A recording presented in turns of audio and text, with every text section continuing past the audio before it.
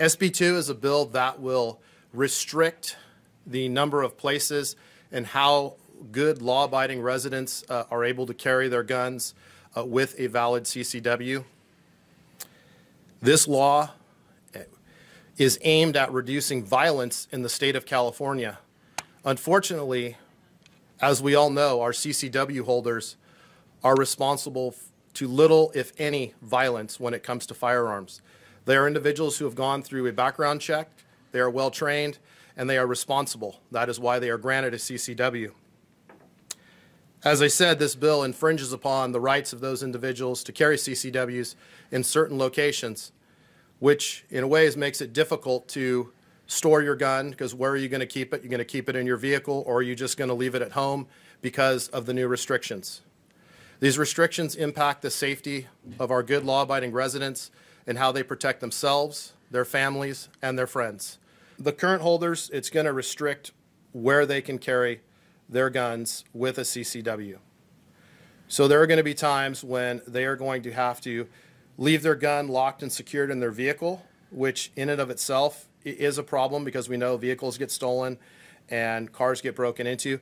Or some of them will leave their guns at home because it's too much of a burden. It's too much of an issue to be, well, I'm going here, I'm going to 4 locations. 2 of them I can't have my gun at, 2 of them I can, so I'm just going to leave it at home. To be quite honest, I do believe that some folks, these are good law-abiding residents of Fresno County. And I do believe that you're going to have some folks that are just going to carry their gun because they feel like their safety and the ability to protect themselves and their families outweighs the fact that maybe I get stopped or checked because I have my gun where I'm not supposed to. Criminals will carry their guns wherever. We arrest people on a daily basis who are convicted felons, who are gang members, who are people who are restrained persons in protective orders, who aren't supposed to carry guns, but they have them. Good people, good law-abiding, and I call them residents because you do not actually have to be a citizen to get a CCW. If you are a legal resident of California and the United States and you live in Fresno County, you can qualify for a CCW. And an example to that is, back on the 20th of September, we have our daily activity log, and I found 3 cases of individuals that were arrested for illegally being in possession of firearms. We had one who was a felon, convicted felon, and a gang member who had multiple weapons, including a rifle with a suppressor. We had another individual who was a convicted felon who was also in possession of a handgun, methamphetamine, and ammunition. And thirdly, and these are from all over Fresno County, thirdly, an individual up in the Auberry area who was a restrained person in a protective order who had 2 handguns or 2 firearms in his possession with ammunition. These are not CCW holders in Fresno County. These are criminals. These are the individuals that need to be targeted by gun laws and by more restrictive laws and stronger sentencing guidelines, not CCW holders. A lot of people will say we need more police, and that's only half the formula, because on the other side, once you arrest them, you need to be able to prosecute them. What do you have to say about California's laws for holding these criminals accountable once you get them in custody? Well, it's a great question, and you're right.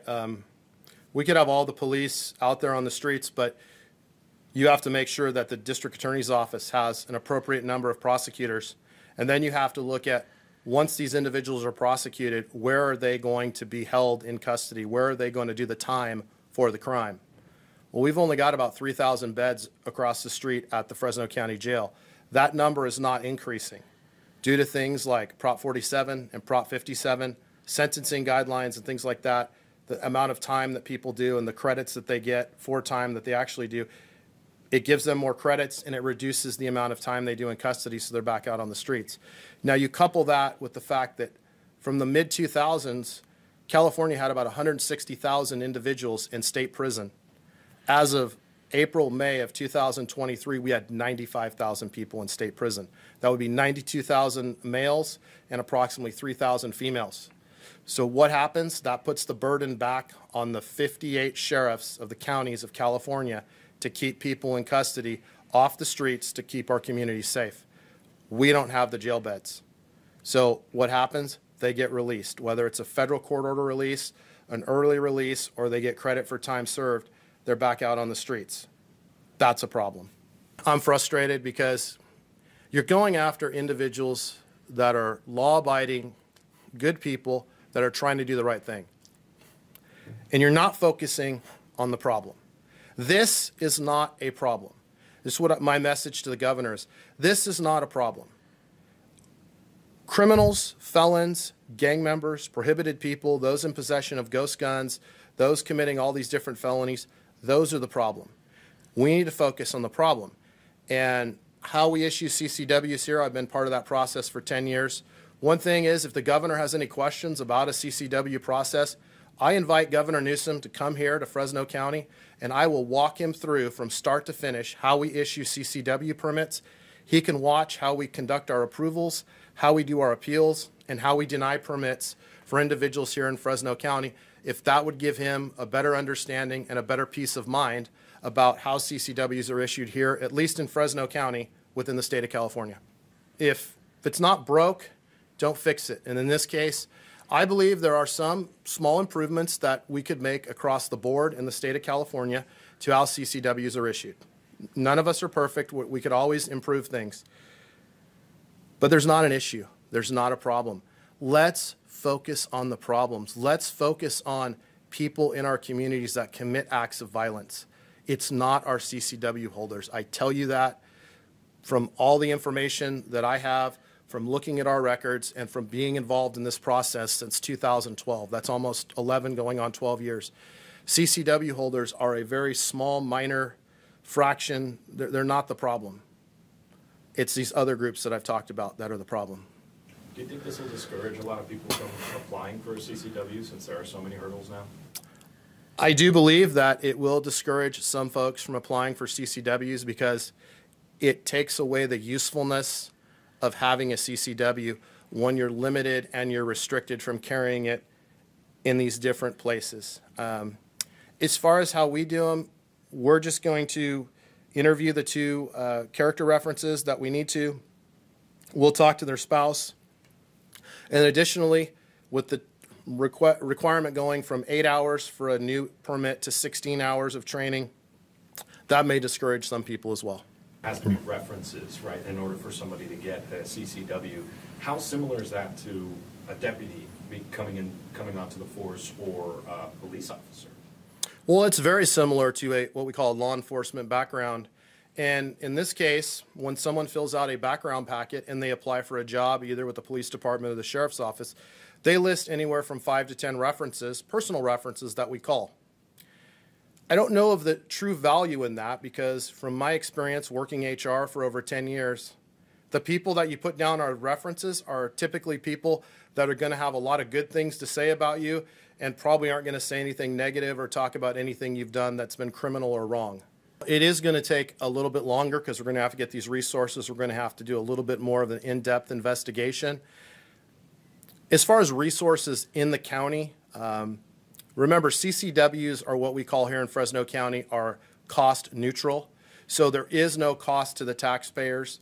The entire cost to investigate and do backgrounds and issue CCWs, that burden is upon the applicants, and that's why there is a fee for a CCW application or a CCW renewal application.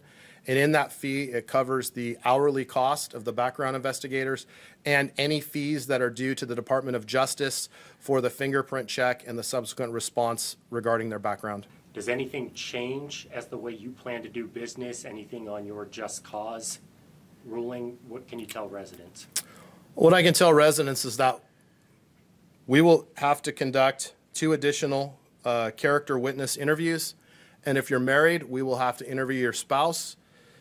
And as I said earlier, if you're a new permit holder, you'll have to go through 16 hours of training. Other than that, nothing will change. If you are someone who needs to carry a CCW, you are a law-abiding, good standing, good moral character resident of Fresno County, you will be issued a CCW just as you are issued them today, as you have been for the last 10 to 12 years. Are you saying that despite kind of you being against this new Senate bill that it will be enforced in the county? Well, you have to look at Here we are in the state of California. The legislature is passing a law, sending it to the governor's desk for signature. But is this what the people really want? Again, we're passing laws that are not going out to a vote of the people. And that's key. Yes, I will enforce the law. That's my job. I have to enforce the law. But when you have individuals out there, 17, 18,000 individuals that carry CCWs throughout our county, I don't have the resources to go out and do CCW checks per se. So if we come across someone, yes, we will enforce the law. But in essence, that's something that for us is going to be a very low priority because, as I said earlier, these individuals are not the problem. They're not the ones out there committing these violent crimes. They commit very few, if any, crimes related to guns and gun violence. Is there anything positive in the new bill? Really, there's nothing positive. When you make individuals who are law-abiding residents jump through this many more hoops, have to do these additional steps, wait an additional amount of time, and go to an additional amount of training that really is probably unnecessary. No, there's nothing good. It's just like individuals now that want to go out, people that are legal owners of firearms that want to go out and go hunting. When they go into Sports Authority or they go into Sportsman's Warehouse or Big Five, they have to go through a background check to purchase ammunition. But when you think about all of these instances, I gave you the three, and all the other cases of convicted felons and prohibited people that commit gun crimes, they're not going through those background checks. They're not going down to the store. They're getting ammunition illegally or through other black market illegal channels in order to commit their crimes and do their acts of violence. Again, punishing the wrong group of people. And that is an issue I have. It's unfortunate that it's come to this, but at some point something has to change. We as residents of California, we need to stand up and really kind of take control back of our state because we're losing control right now with things like this. This is unnecessary and it's very burdensome and it's just not right. Yeah, new bill calls for an 11% increase in tax on the purchase and ammunition. Do you have a comment on that? Again, when you add 11% on top of the approximate 8 to 9% sales tax that we currently have here in Fresno County and other counties across and cities across California, you've now put a 20% tax on the purchase of ammunition and firearms. Again, where is that tax money going? Is that money going to help us conduct better background checks, ensure that we have additional resources to go after gang members and felons and people that are illegally in possession of firearms and ensure that they are locked up and off of our streets? I don't think so. But so again, another punishment to individuals who are law-abiding who go out to purchase firearms and ammunition.